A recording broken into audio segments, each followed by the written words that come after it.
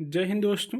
आपका स्वागत है आपके अपने YouTube channel learning point with Abhishek sir पर।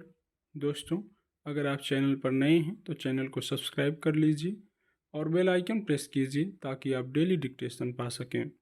डिक्टेशन अच्छी लगे तो वीडियो को लाइक कर दीजिए, अपने दोस्तों को शेयर कर दीजिए और कमेंट करके हमें बताइए कि आपको ये डिक्टेशन कैसा लगा। डिक्टेशन शुरू होगी 5 सेकंड बाद।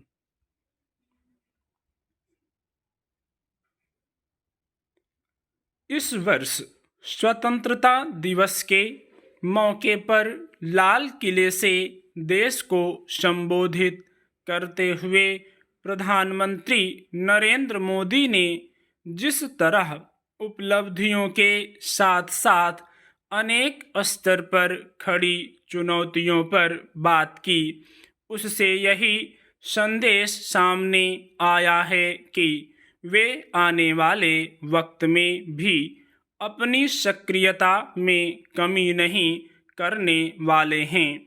यूँ आमतौर पर उनके भाषणों में समग्रता से तमाम मुद्दों पर बात होती है, उनका विस्तार होता है और उससे आगे बढ़ने की दृष्टि होती है। लेकिन इस बार स्वतंत्रता दिवस पर फिर उन्होंने यही दर्शाया है कि देश में समस्याओं की व्यापकता के बरक्स उनका मोर्चा अभी कमज़ोर नहीं हुआ है।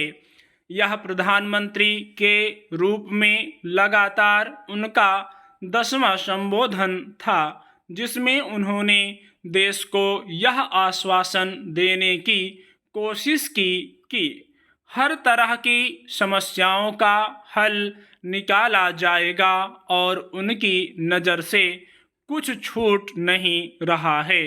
मसलन पिछले दिनों मणिपुर में अशांति और हिंसा पर उनके जवाब की मांग लेकर विपक्ष ने मोर्चा खोला था, लेकिन लाल किले से संबोधन में उन्होंने अपने भाषण की शुरुआत में ही मणिपुर में हिंसा को लेकर चिंता जाहिर की और कहा कि केंद्र सरकार अब राज्य के साथ मिलकर समाधान के प्रयास कर रही है। पिछले कुछ वर्षों के दौरान वैश्विक स्तर पर भारत की जो सकारात्मक छवि बनी है, उसके लिए लगातार किस स्तर के प्रयास किए गए वह अब जग जाहिर है। इसी क्रम में प्रधानमंत्री ने आने वाले दशकों में देश के तिरंगे को विकसित भारत का प्रतीक बनाने का जनता से आह्वान किया। खास तौर पर उन्होंने 30 साल के कम के युवाओं के महत्व का जिस अर्थ में जिक्र किया, उसे बेहतरीन क्षमताओं के सार्थक उपयोग के संकेत के तौर पर देखा जा सकता है। यह भविष्य के सपने के साथ साथ आम लोगों का मनोबल ऊंचा करने की कोशिश भी है।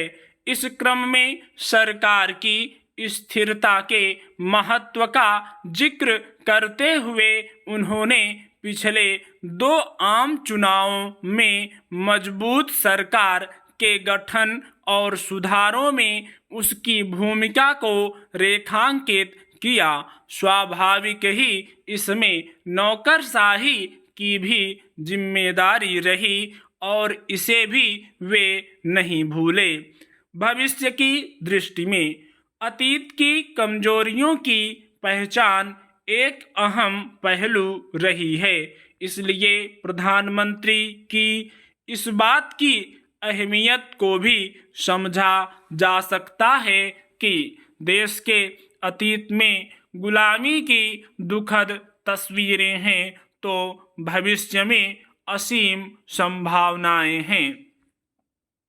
आने वाले दशकों में दुनिया के तमाम देशों में अर्थव्यवस्था ही टिकाऊ विकास की धुरी रहने वाली है। इस लिहाज से देखें तो एक बार फिर प्रधानमंत्री के इस दावे को भविष्य के आईने में देखा जाएगा कि 10 साल में देश की अर्थव्यवस्था को 10वीं से उठाकर 5वीं अर्थव्यवस्था बनाया गया।